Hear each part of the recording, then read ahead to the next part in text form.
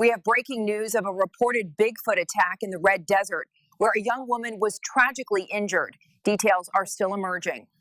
No. The door just opened by itself. No. Which one? That door just opened by itself. That door just opened by itself.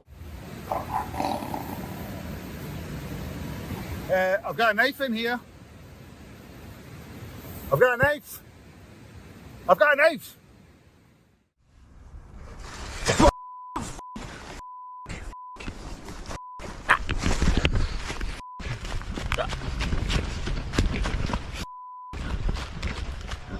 Who's out here venturing into the darkness of the wilderness, alone and vulnerable?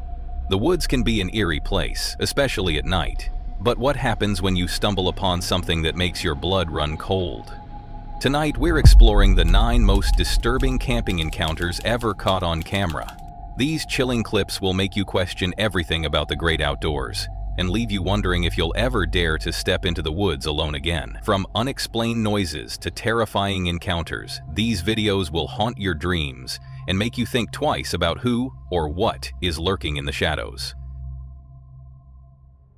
Jake Travis, the adventurous guy behind the Hoggett Project, was out on his latest camping trip in the rugged mountains of Washington State.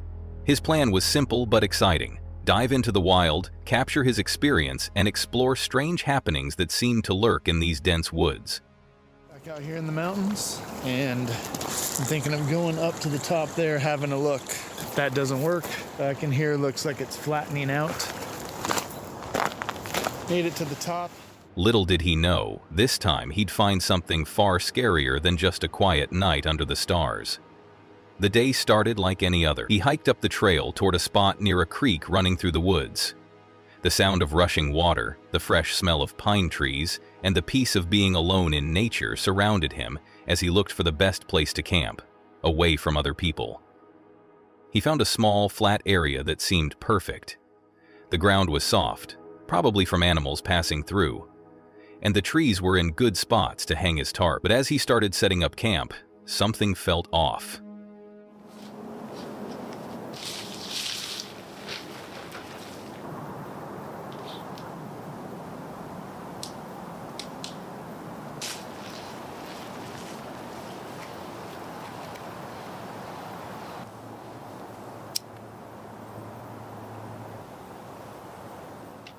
The tarp, which should have been easy, was giving him trouble. The trees weren't in the best spots, and he realized the tarp wasn't square, making it a little harder to set up. But Jake pushed through and got it up, creating a slanted shelter against the hill. By the time he finished, the sky was starting to darken. As the campfire flickered and the air grew colder, Jake began to feel uneasy.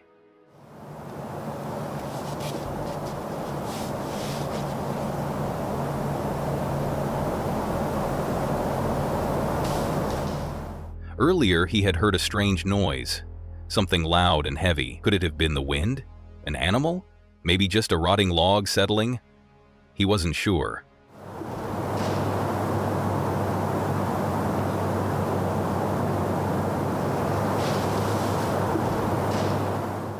But then, as if the woods were playing tricks on him, another noise came from the forest, this time closer, the crunch of footsteps on dry leaves and twigs.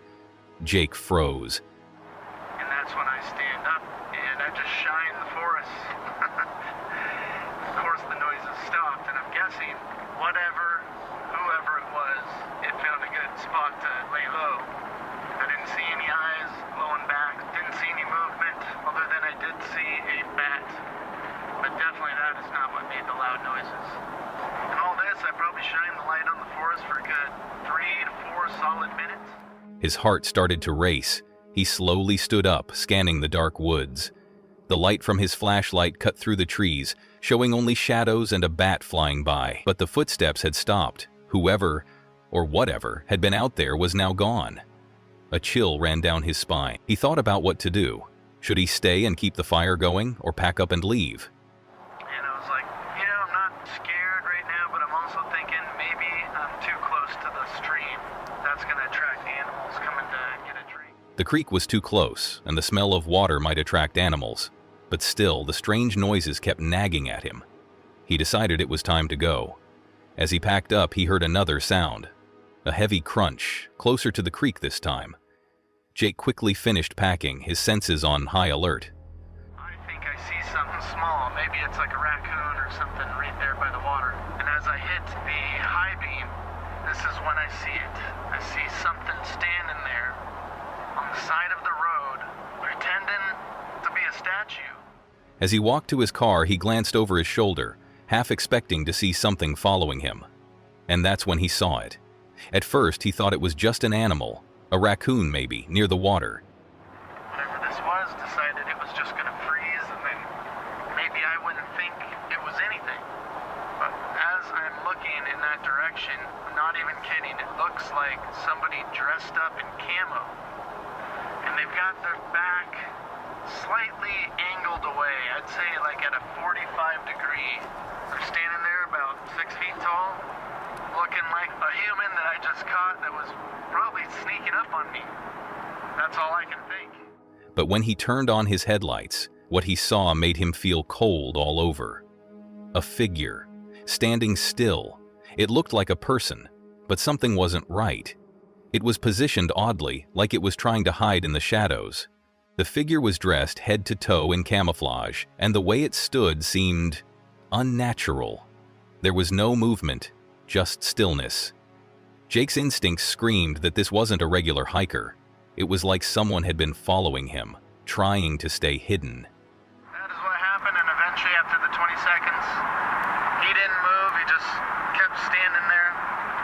So I just pretended like, oh, maybe I didn't see you then. On my way out, periodically I'd turn back, check. Nope, didn't see him, he's gone. And that's that. Very, very strange, and I don't know what the plan was for me. For what felt like forever, Jake kept the headlights on the figure. His mind raced. Should he call out? What if this person meant harm? But after what felt like 20 seconds, the figure still hadn't moved. In that moment, the fear that had been creeping up on him took over. If he confronted it, what would happen next? Would the stranger attack? Jake did the only thing he could think of. He pretended not to see it. He acted like everything was normal and, with his heart pounding, he turned away. But as he drove off, he couldn't shake the feeling of being watched. Every time he glanced in the rearview mirror, the figure was gone. He didn't see it again, but the unease stuck with him long after. The mountains had always been his peaceful escape, but after that night, the woods didn't feel so welcoming anymore. Who had been out there with him, and what did they want? Was it just a lost hiker, or was something darker going on? Jay couldn't stop thinking that the woods were hiding more than he was ready to find. The fear of the unknown stayed with him, and as he drove away from the mountains, he wondered, would it be safe to go back? Or had he just stumbled onto something far scarier than he could have imagined? What do you think? Was it just a person in camouflage? Or is there something more mysterious lurking in the woods? The explorer from YouTube channel Grizzly Gaz makes his way through a dark forest, commenting on how spooky the place looks. His flashlight flickers on and off, adding to the eerie feeling. He jokingly mentions that it's a school night, but it's not unusual for him to be out exploring. I'm in this woodland, and I've heard that pagans come in here to do their rituals. Is that what you want to call it? So I'm looking for, it's a large down tree, and it's around this area somewhere. So I'll have to figure out where that is quickly because we're losing light. As he walks deeper into the woods, he talks about rumors of pagans coming to the area for ceremonies, which makes the adventure feel more mysterious. The explorer is looking for a large fallen tree that's said to be connected to pagan rituals. He finds it, but even before seeing any signs of rituals, the place already feels strange. Despite this, he decides to set up camp near the tree. The camera shows the woods getting darker, and his gear only gives off a little light, making the area feel even spookier. Once his tent is ready, the explorer talks about having dinner, bacon mash, and jokes about his dog, Fendi, causing some trouble. He also mentions how cold it's getting, noting the temperature dropping as night falls. Have you ever lost a pair of trousers? I lost my sausage jack trousers, my brown ones, and I've no idea where I put them. I haven't been anywhere to take them and take them off because I only wear them when I go camping, so I've no idea where I put them. While making his food, he tells a funny story about losing a pair of his camping pants, which adds a bit of humor to the creepy atmosphere. He jokes about needing to buy new pants, keeping the mood light. After dinner, the explorer says that once it gets fully dark, he plans to go for a walk. He talks about how creepy the woods are at night, with only his flashlight lighting the way. As he walks further with Fendi, the woods get even more unsettling. He mentions how hard it is to walk through the woods in the dark, with no clear paths, just animal trails. He hears strange noises, like acorns and leaves falling, which are much louder in the quiet night, making it hard to tell if they're just normal sounds or something spooky. As the night goes on, the explorer starts to feel more uneasy. There's a slight breeze in the air, so there's lots of things just dropping from trees because it's autumn now, so there's conkers and all sorts of stuff dropping out over here in front of me. He hears branches cracking, and, with the wind picking up, the sounds from the trees add to the creepy vibe. He thinks about his previous camping experiences, mentioning that while it was fun, he doesn't like doing extra tasks like chopping wood when he's stuck in a small space with bugs. He keeps walking around and notices the feeling of unease growing. There's a sense that something is off as he hears more noises.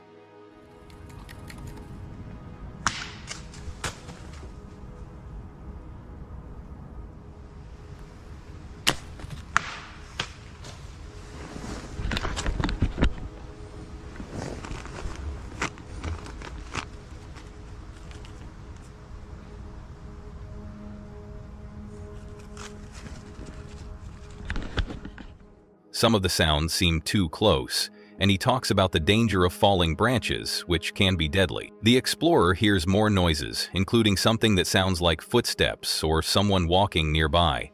His nervousness increases when he realizes that his flashlight is having problems, making everything feel even creepier. He tries to calm Fendi down as the dog is getting more worked up.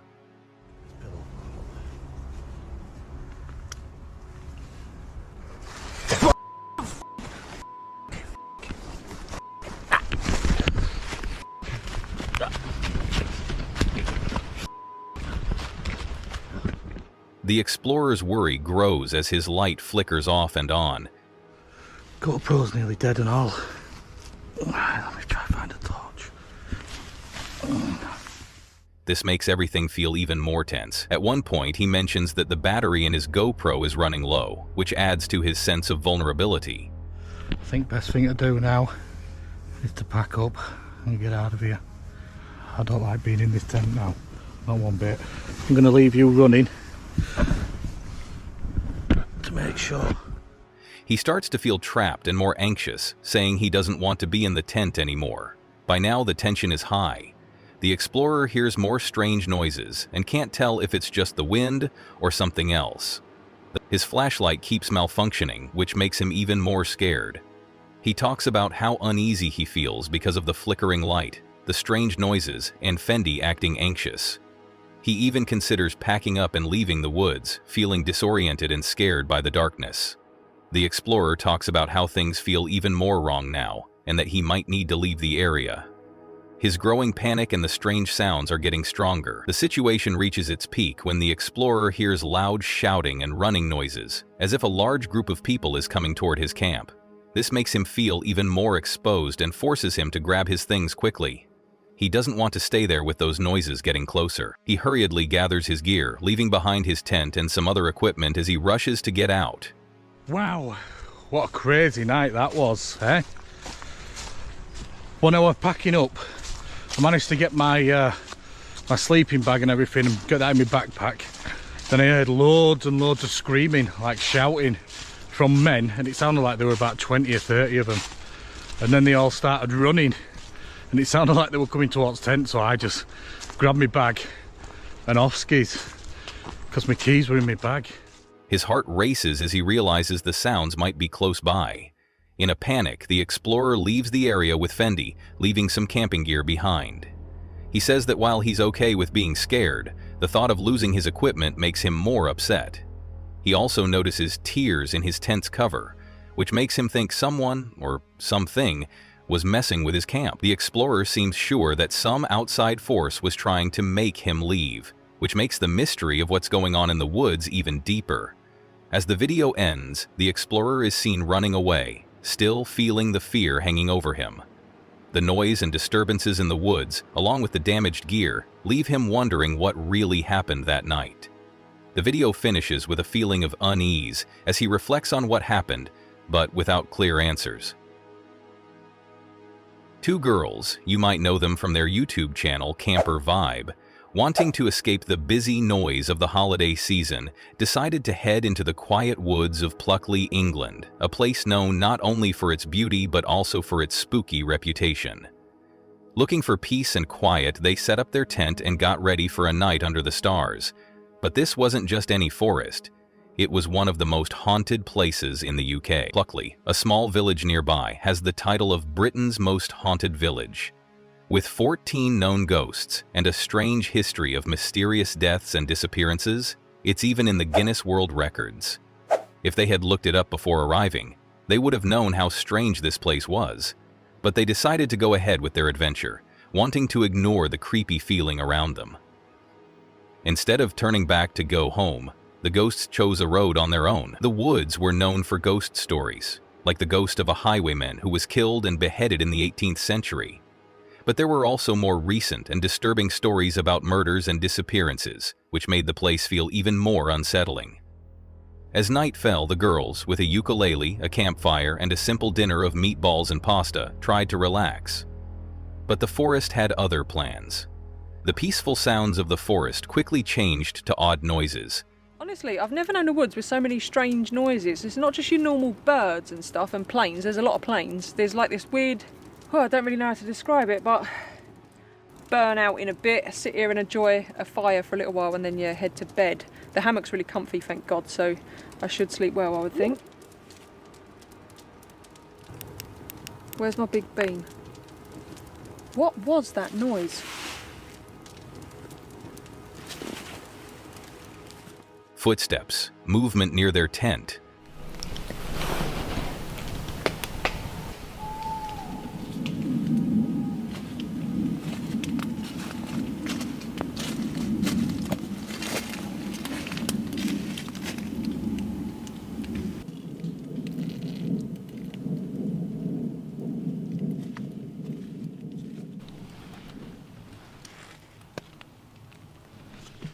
And strange sounds that couldn't be explained made them nervous. It wasn't just animals, something else, something human, seemed to be lurking in the dark. What the f*** was that? I don't want to turn the light on because I'm pretty convinced there's been a person or persons. What the fuck? I've never wanted the morning to come as much as I do right now. The fear grew, making it hard to ignore the fact that they might not be alone. They tried to cheer themselves up with jokes and enjoyed their simple meal, but the atmosphere felt tense. As the night went on, it only got worse. What started as weird noises turned into clear footsteps around their camp, walking back and forth all night. The girls were too scared to turn on their flashlights or check, so they stayed in fear and uncertainty. Was it a lost hiker, or something far worse? As each hour passed, they felt more and more anxious, and by morning, neither of them had slept. The frightening feeling from the night stayed with them, but when morning came, they pushed themselves to continue. They grabbed their cameras, packed up their stuff, and headed out to explore. Along the way, they made an odd discovery, an old Bedford truck sitting all alone in the middle of the woods. They had no idea how it got there, but it seemed like the kind of place someone might hide from the strange happenings around them. They also learned that this very forest, called Screaming Wood, was one of the most famous for paranormal activity. Stories said that screams could be heard in the woods at night, scaring anyone who went too far in. They also heard stories about a monk, always mourning the death of his lover, still wandering the woods. Was it these kinds of ghosts that made the air feel so creepy? That night, their dinner was a bit fancier: steak, chips, mushrooms, and sweet corn.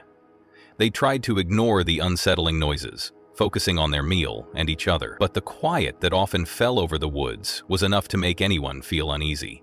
Even as they settled in for another night, knowing the haunted history of the place, they still felt scared. The wind picked up and the trees creaked. The air was still, and the deer they had heard earlier now seemed eerily quiet. Then the strange noises came again. Footsteps, slow and steady, walking around their camp. But this time, they were too scared to look. Was it something supernatural, or just their nerves getting the best of them in such an eerie place? In the end, the night passed without anything else scary happening, but the strange sounds and ghost stories stayed in their minds long after the fire went out. It was definitely the most haunted camping trip they'd ever had, and even though they didn't believe in ghosts, they couldn't shake the feeling that something, or someone, was out there watching them in the cold, quiet woods. This wasn't just a camping trip. It was an adventure into the unknown, a place where history, ghost stories, and spooky experiences all came together for a memorable, though scary, night. The girls may have walked away with more questions than answers, but one thing was clear: they'd never forget their night in Pluckley's haunted woods. Tom, a 26-year-old app developer from Essex, recently started a new channel, Thomas Locke, for IRL vlogs, where he shares his outdoor adventures and personal life with his viewers. I hope that's how it ends up working out. I've just come back from a really heavy leg day at the gym. I'm still like sweating like mad. It took half an hour longer than I expected it to, so I am leaving for this wild camp. In this video, he's going on a solo wild camping trip even though he's running behind. After a tough leg day at the gym, Tom is already feeling tired and sweaty, but he's determined to make it work. He's late to leave and the sun will set in about 40 minutes. He still needs to drive for 20 minutes and walk another 20 to reach his camping spot. He's cutting it close, but that won't stop him. While driving, the sunset light reflecting off the car makes everything feel magical, and he gets more excited about the trip. He jokes that he'll be at a feast for the mosquitoes tonight since he's covered in sweat, but it doesn't stop him. Tom wasn't planning to camp at this spot originally, but since he's running out of time, he picks a closer location. When he parks, he sees his dog Aerie loving the open field, running around happily. This lifts Tom's spirits, as he's still feeling the pressure of being late. The path to the camp is overgrown, and Tom isn't quite ready for it. There are nettles and thorns scratching his legs, and he realizes he should have worn long pants. After struggling through the thick brush, he stops to change into the right gear. Once he's ready, the trail becomes more manageable, and he feels a bit better. It's quiet though, and as he walks, he hears the faint sound of a tractor nearby. He's happy to be away from busy paths, but there's still something strange about the silence. As Tom moves deeper into the woods, something feels off. He can't shake the feeling that he's trespassing, not legally, but in a spiritual sense. His dog's tail, he keeps looking over there. His tail. It's just completely dropped. He keeps looking in that direction. The woods are so quiet, and it feels like something's wrong. Aerie's behavior makes him even more uneasy. The dog starts acting strange, staring at one spot in the woods, tail down and eyes darting around. Tom feels more uncomfortable. It's not just the quiet, it's like everything around him is watching. He wonders if he's just imagining things, but something doesn't feel right. Tom's gut instinct tells him to cook dinner, put on some bug spray, and just get through the night. But the more he thinks about it, the more uneasy he becomes. The woods just don't feel right.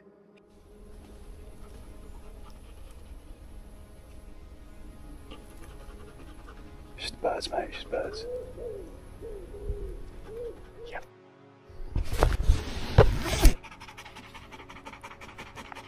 He wonders if the weird feeling is just in his head, or if Aerie is sensing something he can't see. Tom starts to feel like maybe camping here isn't a good idea after all. Then, things get worse. He's about to make food when Aerie keeps staring into the woods, which is starting to freak Tom out. Aerie never reacts like this, and it makes Tom question if he should even stay. He begins to feel like he's doing something wrong by being there, like something doesn't want him around. The woods are silent, and the usual sounds of crickets and birds are gone, making everything feel even creepier. Tom even starts thinking about comments he's gotten online, with one person suggesting that maybe he's too nervous for camping and should quit. Yeah, man, I don't know. I was going to talk about how this one guy was like, oh, you should quit camping if you're overly nervous, and I was going to be like, no, I'm not overly nervous. Yeah, here I am camping in a forest on my own. I just had doubts because 2 people approached me in the middle of my last video. Tom is torn between finishing his trip and listening to the feeling in his gut that something's wrong. He decides to leave. It's not an easy choice, but he's trusting his instincts. He's not the type to quit, but this time something feels off. He packs up his stuff, deciding it's better to be safe. Harry seems relieved as they head back. As they leave, Tom feels a bit better, but he's still unsure if he made the right decision. Would everything have been fine if he stayed? Maybe.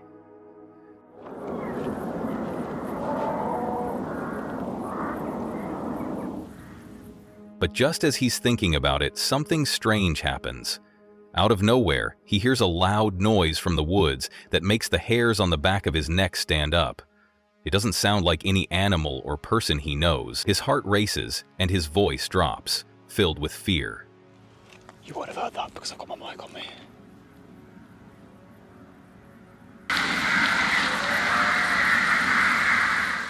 Harry too is acting strange, which makes Tom even more anxious. Now Tom is completely sure that leaving was the right call. The strange noise and the weird vibe in the woods confirm that it wasn't a place he should have stayed. As Tom walks away, he reflects on how maybe his mind was playing tricks on him, but he's okay with that. He doesn't regret leaving. In the last moments of the video, Tom's voice becomes quieter and more serious. He thinks about how leaving doesn't feel like failure, it feels like survival. As he walks away, the video shows him glancing back at the woods one last time. Tom finishes the video with the feeling that something supernatural might have been going on. The strange noise only confirmed what he already suspected, that the place was off. While he doesn't have an explanation for what happened, he's fine with that. He made the right choice to leave, and he feels at peace with his decision. Urban explorers have a talent for finding forgotten places, and one such group, based in the Greater Toronto Area, GTA, set out to explore a creepy location, the abandoned Gundry Sanitarium. Built in 1880 by architect Charles Baker, the sanitarium was originally a private facility for women who needed rest and care away from home. But its later history was much darker. In the 1990s, the building was turned into a psychiatric center for children. However, after many reports of mistreatment, it was shut down in the early 2000s. The property, taken over by the city, has been abandoned and falling apart ever since. It operated as such until its closure in 1997, where it exchanged ownership with the local church and was converted into a psychiatric facility for children.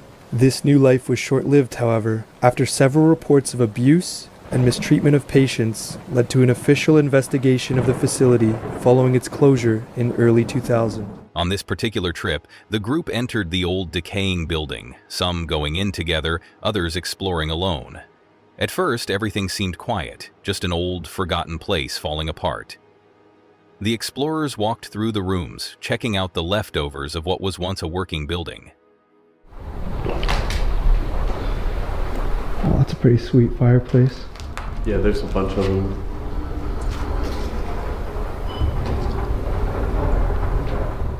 They found old fireplaces, broken windows, and a strange level of damage. The walls had stories to tell.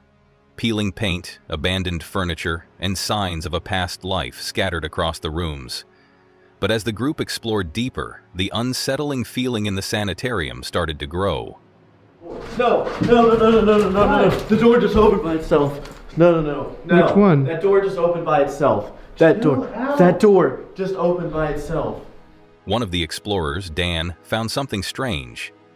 A door in a particular room opened by itself. The strange sounds and moving objects were things they had heard about, but now they were seeing them for themselves. Was it the wind, or was something or someone moving these things? As they went on, a sense of worry grew. The building had a history of people being treated badly, and as they explored further, the group started to feel that the building's past was still there, almost as if the place was filled with memories of what had happened.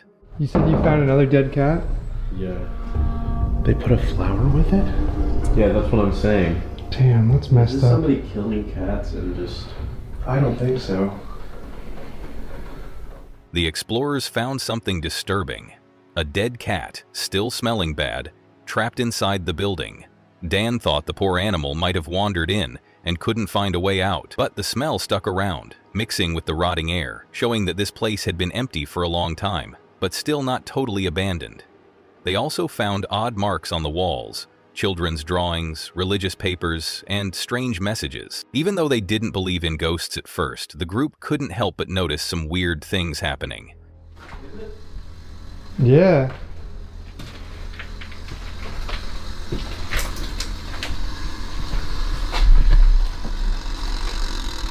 Oh no, it's a timer. What the?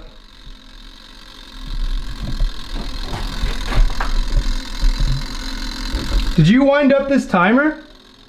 Things were moved around, and a strange ticking noise from an old jacuzzi timer made the place feel even more creepy. The most unsettling thing they found? Dolls. When they went back to the room with the dolls, they realized the dolls had been moved. They were in different spots than where they had left them. Was it the wind? Or was something else going on?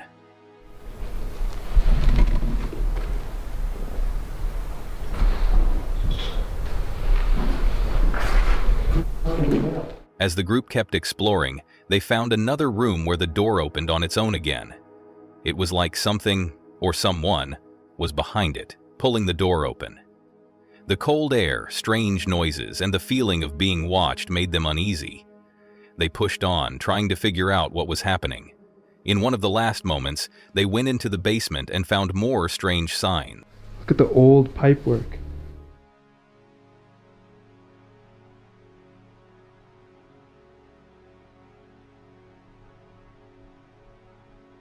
The old pipes and equipment from when the building had been a psychiatric center told a sad story of when it had housed vulnerable children. When they reached the top floor, a final mystery was waiting for them. The dolls had been moved again, in a room where the atmosphere felt heavy, like they weren't alone. Was the Grizzly Sanitarium haunted? Was something living in the walls making those strange sounds? Or was it just their minds playing tricks in such a run-down, creepy place? The explorers didn't have answers, but they did have footage, proof of their experience. Strange moments caught on camera that they couldn't explain. In the end, the haunted sanitarium stayed as it was, forgotten, falling apart, and full of mystery. What happened to the children who were there? What forces still lurk in the shadows? Maybe some questions are better left unanswered. But one thing's for sure, the Grizzly Sanitarium will keep haunting the minds of those brave enough to explore its abandoned halls. Nathan had been a self-proclaimed armchair survivalist for many years, but 2022 was the year he decided to take his skills outdoors and try them out in the wilds of Scotland. His first winter camp of the year was bound to be interesting. Armed with a knife, a sleeping bag, and the usual gear, he was ready to face whatever the wilderness threw at him. Hi guys, welcome back to Under the Weather. First winter camp of 2022. Gonna have a wee camp overnight. Get a fire going, cook up some chicken wings I hope, and gonna cook with alcohol for the first time, so stay around and see how that goes. However, this was no ordinary camping trip. No, this time the wild would not make things easy. Documenting his journey on his channel Under the Weather, Nathan captured every challenge and triumph, bringing viewers along for the adventure. As soon as Nathan arrived, he realized it was wetter than expected, which made starting the fire a bit harder. But, as any experienced camper knows, when things get tough, you just have to keep going. After a little time, Nathan finally got the fire going, though it took longer than he wanted. He had a plan for the evening. Chicken wings cooked over an open flame, using the cowgirl method for the first time. What could go wrong? Well, we'd soon find out. Right, done at last. That was amateur hour. I forgot the skewers, so you may have seen me trying with a couple of wee bendy sticks, but anyway, here we are. We have fried burnt chicken wings, mashed potato, which is actually not too bad, and some cheese coleslaw. For a summer picnic. Let's try one of these wings.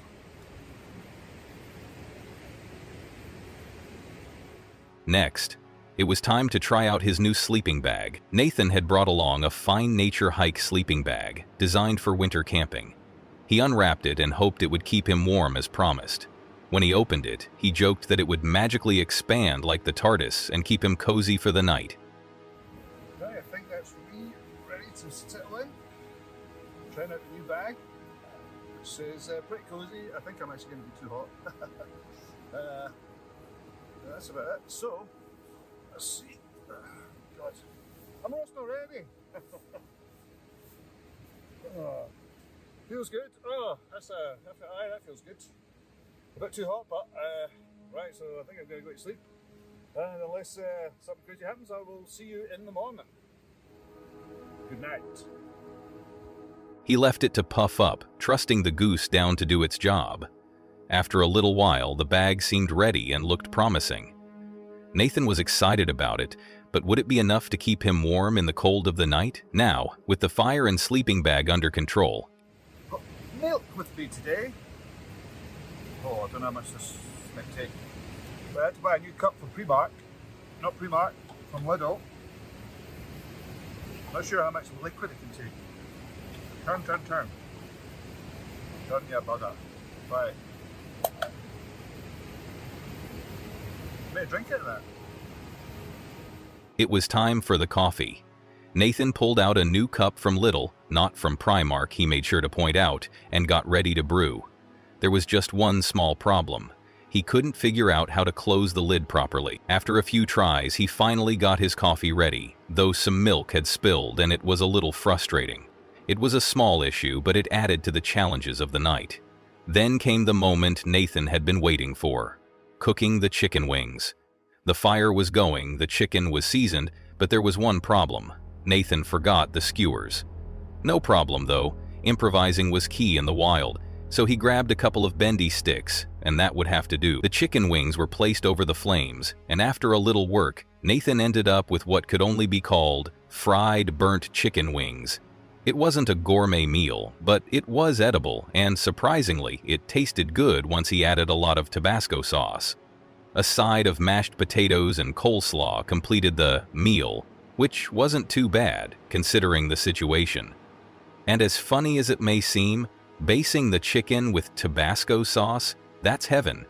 And the only food descriptive in the word donut. By this point, night was falling, and it was clear that things wouldn't be getting any easier. The outside world was wet and muddy, and though it wasn't raining, everything was damp. Nathan decided it was time to retreat to his tent. With the sound of a nearby waterfall as the only background noise, he settled in, book in hand, and started to relax. Until his mind began to play tricks on him. The wind picked up, and it was then that he heard something strange. At first, it was a distant sound.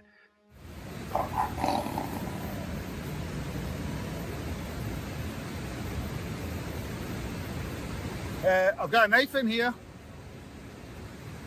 I've got a knife.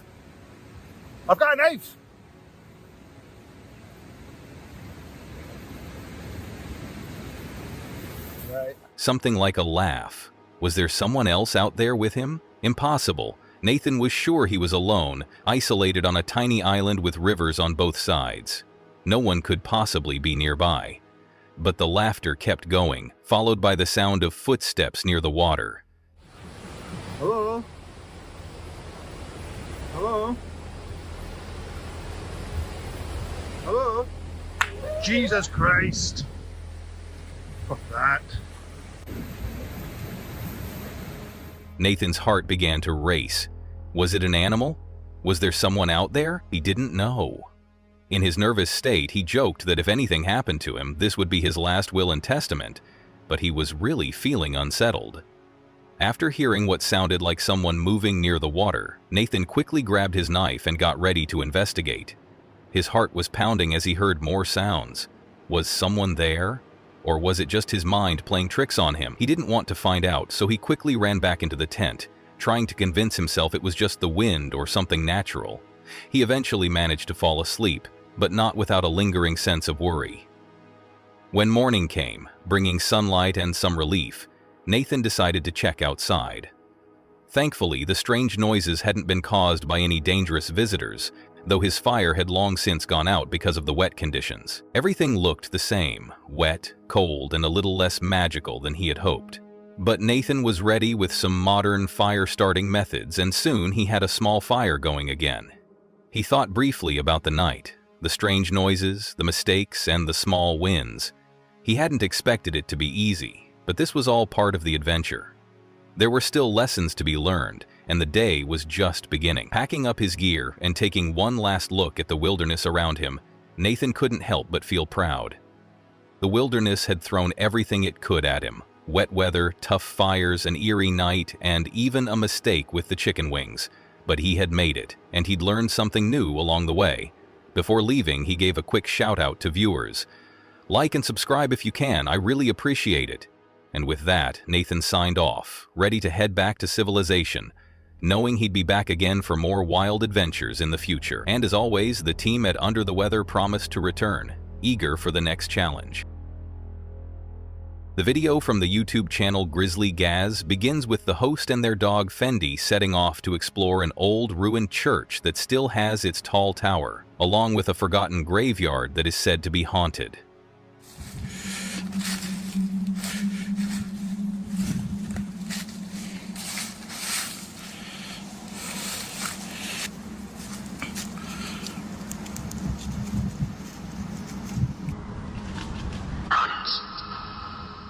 The host jokes about how spooky the place is and expresses excitement about the adventure ahead. As they get closer to the church remains, the host explains that it used to be the Church of England, but it was torn down in 2007 after a storm. Even though it's been destroyed, the tower and some lower parts of the church are still standing. I'm here in Stony Royd Cemetery to try and find an old church that's been demolished, but there's still a spire left, and also a forgotten graveyard that's apparently haunted. So come on, let's go find it. The host shares their interest in Gothic buildings, pointing out the old stone walls and fancy details, including the tile floor that is still there inside the church. They wonder about the church's design and ask viewers to share their thoughts, especially about the weep holes on the outside. They mention that the church might have been used by people who didn't follow the main church's teachings, and that the site is now closed to the public. The host then heads to the forgotten graveyard, showing graves and tombs that have been covered by leaves and time. So this is the forgotten graveyard up here, and these are all the forgotten graves. They mention that the cemetery has stones remembering those buried there. The host talks about the eerie feeling in the air, mentioning church bells and a notice that the cemetery is closing. As they explore, the host shares some history of the place. They explain that Christopher Rawson's mansion was built there in 1764, and in 1860, the land was bought by the Halifax Corporation. They tore down the mansion and built a fever hospital that had 2 churches and 2 graveyards, one for the Church of England and one for people who didn't belong to it. The host describes how thousands of bodies were moved from 3 different churches to Stony Royd Cemetery, where the remains of over 3,000 people were relocated. They reflect on how these people were moved and forgotten, adding to the spooky vibe of the cemetery. The host mentions the legend of a lady in white who is said to haunt the woods, building even more suspense. There's a lady in white here. As it starts getting dark, the host sets up a tent near the vault and plans to stay overnight. There it is. There's a setup. Seat summit, comfort light pad, the Nature Hike CW 400 sleeping pad, that's Fendi's Seat summit pad, Trekology pillow. They joke about their camping gear, like the sleeping pad and pillow, and remind themselves to keep the tent zipped to keep bugs out. While setting up, the host points out that Fendi is acting strangely, which adds to the creepy atmosphere. Setting up the tent gives a break from the tension, with a nice view of Halifax in the background. Once the camp is ready, the host uses an EVP, electronic voice phenomenon, device to try and communicate with any spirits around. The device responds with the word lower, followed by Albert. If someone's here, Will you come and say something into this device?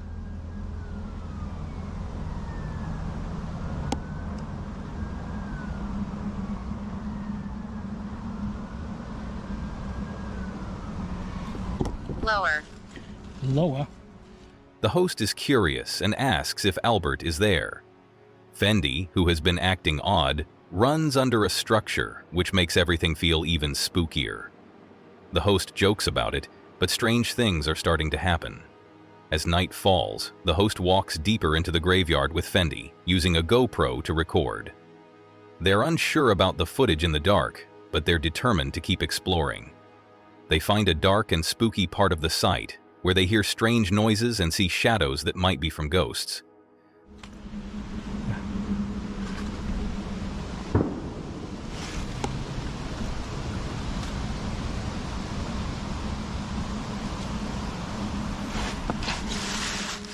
The host switches to their phone camera, which works better in low light, and keeps going. The camera catches an unsettling image of something that looks like a person inside the church ruins. The mood gets more tense with creepy sounds and moments of fear. Can maybe have a look inside here. Can you see out?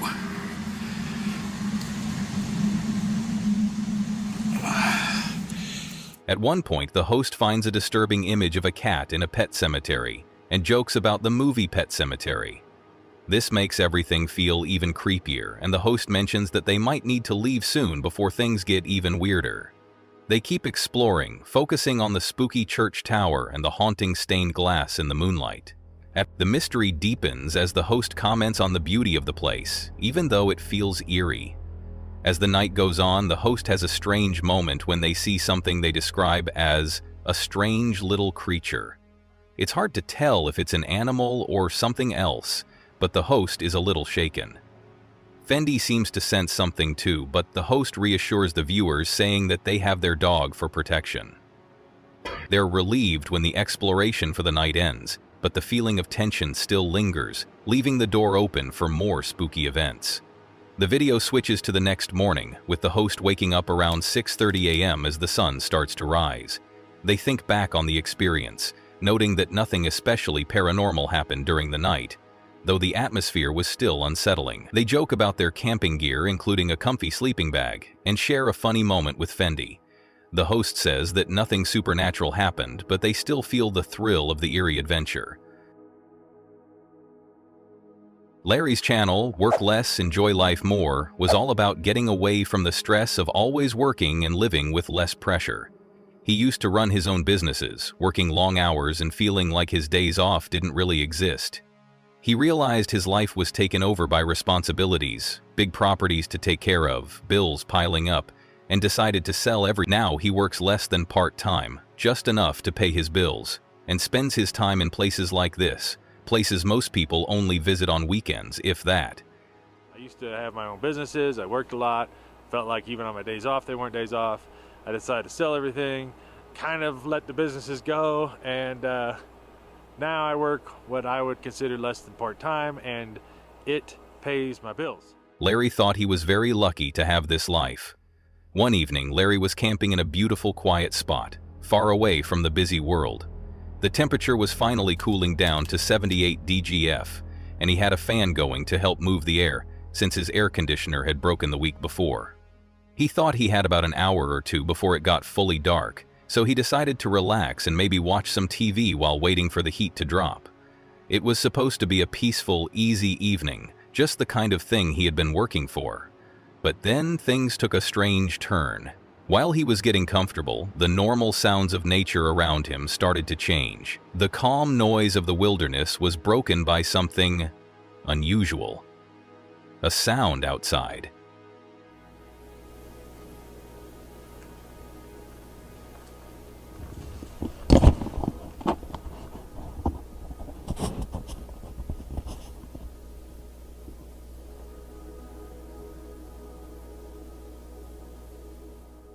At first, it was quiet, but clear, a distant sound of footsteps walking outside his camp.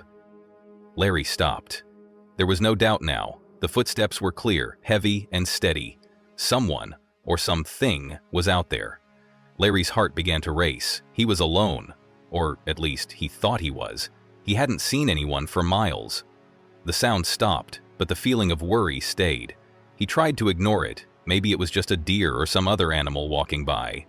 But then, a few minutes later, he noticed something even more strange. His chair, his folding camping chair, had been moved.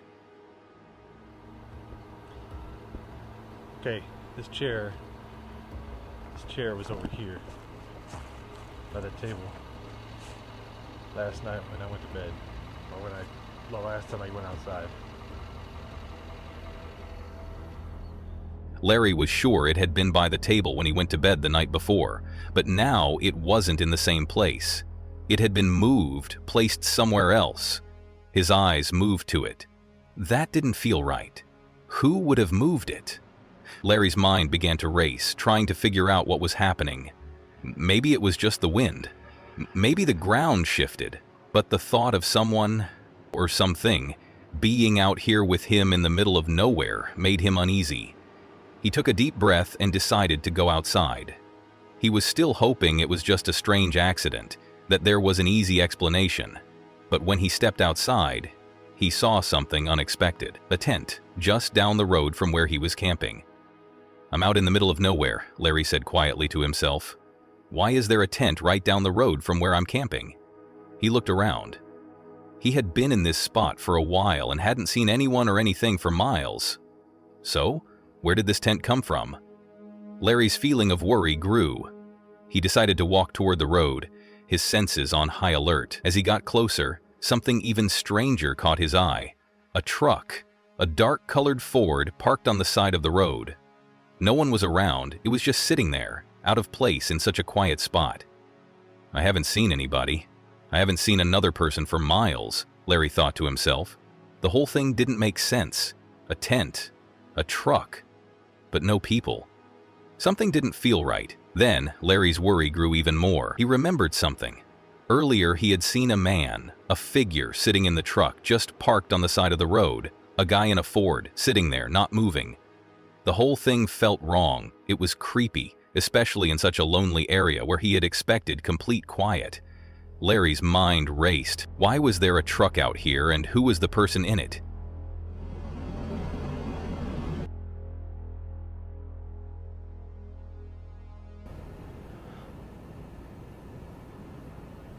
I'm out in the middle of nowhere. Why is there a tent? Like right down the road from where I was camping. Why hadn't he seen anyone earlier in the day, and now there were signs of life? Strange, unexplainable signs? At that moment, Larry's gut told him something was wrong. Something wasn't right in this peaceful, quiet place. The calm of the night had been broken, replaced by an uneasy feeling. He wasn't just camping anymore, he was starting to feel like someone was watching him. He spoke to the camera, trying to make light of the situation, but his voice had a nervous edge to it. "Don't forget to share this with a friend if you want to freak them out," he said half-jokingly, but the fear in his voice was clear. Something was wrong. Larry felt it deep down. He wasn't alone out here. But who, or what, was out there with him? Was it just a strange accident? Or had he found something much darker than he had imagined? As he stood there, questioning everything, Larry couldn't shake the feeling that he was being pulled into a mystery he wasn't ready for. He had come out here for peace and quiet, but now the woods felt strange, even dangerous. The calm night that had seemed so peaceful just hours ago now felt like the quiet before a storm. What do you think? Was it just a strange coincidence? Or was there something more horrible at work in that quiet part of the wilderness? And who was the man in the truck? Larry might never know, but for now, the mystery remains. Steve Wallace starts the video by talking about his plan to visit the place where there was a famous Bigfoot Sasquatch sighting on Mica Mountain. Even though he doesn't really believe in Bigfoot, he's doing this to follow the requests from his viewers. He drives up the logging road in his old 1997 Toyota Corolla, trying to get as close as possible to the spot where someone named William Rowe saw something strange back in 1955. Steve says he's more worried about running into bears, especially black bears, because the area is known for wildlife, mostly bears. He takes steps to stay safe, like bringing bear spray and Moose's whistle. When he gets to their camping spot, Steve comments on how nice the place is, but there are lots of mosquitoes. Now this is a beautiful spot. The mosquitoes are horrendous. That's about the worst that I've seen them on this trip so far. So first things first is I'll get this thermosol going, and that should kill the ones in this vicinity. Then I can set up our little rain tent. To keep the bugs away, he sets up a thermocell, which he says should help clear them out. He then sets up a small rain shelter to keep them dry since the weather forecast says it might rain. He also mentions that there's proof of bears in the area, some blueberries have been eaten by animals, but he plans to keep food away from their tent so they don't attract any bears. His main worry is not surprising the animals and making sure they don't come near their camp. While setting up camp, Steve gets annoyed with the new Coleman 8-person tent he bought. Unlike his usual pop-up tent, this one takes more time and effort to set up, and it takes almost an hour to get it ready. Even though he's frustrated, he stays in a good mood and jokes about how much he misses his old, easy-to-set-up gear. Steve talks about how different ground types can make setting up tents hard, as sometimes the ground is too soft or hard, making the tent unstable. Steve also shares the story of the Bigfoot sighting in the area, especially the 1955 report by William Rowe, who said he saw something like Sasquatch near the top of Mica Mountain. Even though Steve still doesn't believe in Bigfoot, he knows some people do. He humorously says that he's more worried about a bear showing up than Bigfoot. As night falls, Steve starts a fire with wet wood, lighter fluid, and kerosene, joking that wet firewood is one of the hardest things to light. He also talks about how he's curious about the possibility of meeting something strange, even though he doesn't expect anything to happen. As rain starts to fall, he tries a tree knock. That clear sky turned into rain pretty quick, actually. The can of chili is still turning into food over there by the fire. And no sign of anything out here so far. Really, I've been camping out here kind of in this area for years now, on the order of. Where people tap a tree with a stick to see if they can get a response from Bigfoot. He tries it a few times but doesn't hear anything. He's not sure if he's doing it at the wrong time or place or if he just needs a better stick. Later, Steve admits that he's not really expecting anything but is still enjoying the camping trip. He heats up a can of chili by the fire, making Frito pie with corn chips, cheese, and chili. He says it's easy to make and something he should do more often. Steve thanks his viewers for their support, especially those who've sent beer donation gifts to help fund his trips. He talks about how his job as a furnace repairman has its ups and downs, and the donations help him keep making these videos. He also mentions that he forgot to bring his own drink, but will open one soon. As the night goes on, Steve becomes more thoughtful, mentioning the clear sky and how beautiful the Milky Way looks. The stars tonight are ferocious. The Milky Way is actually overhead going full Monty right now, like horizon to horizon. It's just incredible. I'm going to try and snap some stills of that because I can't get it on film. He wonders if animals act differently on nights without the moon, thinking they might stay quiet because it's so dark. Even though the sky is peaceful, the rain starts falling again, and he keeps working on his meal. He hasn't heard or seen anything strange, but he stays cautious, always looking around. Around 11 p.m., Steve decides to try tapping a tree again to see if he gets a response. Still, nothing happens. He laughs at himself, saying he probably needs a better stick and that Bigfoot hunting is just a game of chance. He decides to relax and enjoy his Frito pie, even as the rain keeps falling. At some point during the night, Steve hears noises outside the tent. He quickly grabs his air horn, bear spray, and knife, ready to defend himself if needed.